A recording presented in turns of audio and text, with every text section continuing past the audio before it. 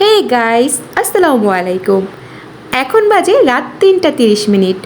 অনেকেরই কিন্তু রাত জাগার অভ্যাস আছে, বা যারা পড়াশোনা করি তারা তো কথাই নেই। তো মাঝরাতে কিন্তু পড়তে পড়তেও পক পক করেও কিন্তু ক্ষুধা লেগে যায়।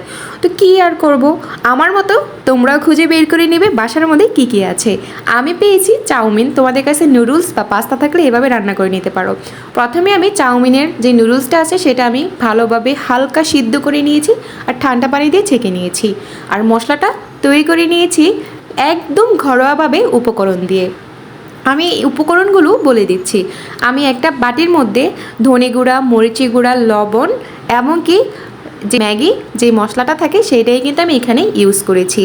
তার মধ্যে হালকা একটু সরিষা তেল দিয়েছি, এটা অপশনাল, তোমরা দিতে পারো, আমার কাছে ফ্লেভারের জন্য ভালো লাগে সেই জন্যই কিন্তু আমি অ্যাড করেছি। তো ভালোভাবে পানি দিয়ে মিক্স করে নিয়েছি। তোমরা চাইলে কিন্তু সস অ্যাড করতে পারো, আর এটা সস ছাড়াও অনেক ইয়াম্মি খেতে।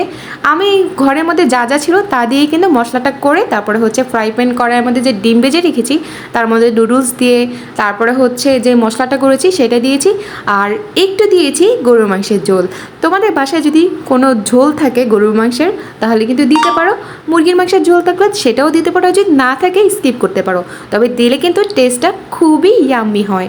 আশা করছি আমার আজকের এই রেসিপিটা তোমাদের ভালো লাগবে। যদি ভালো লেগে থাকে এই ফাঁকিবাজি রেসিপিটা কিন্তু বাসায় ট্রাই করবে। সবাই ভালো থেকো, সুস্থ থাকো।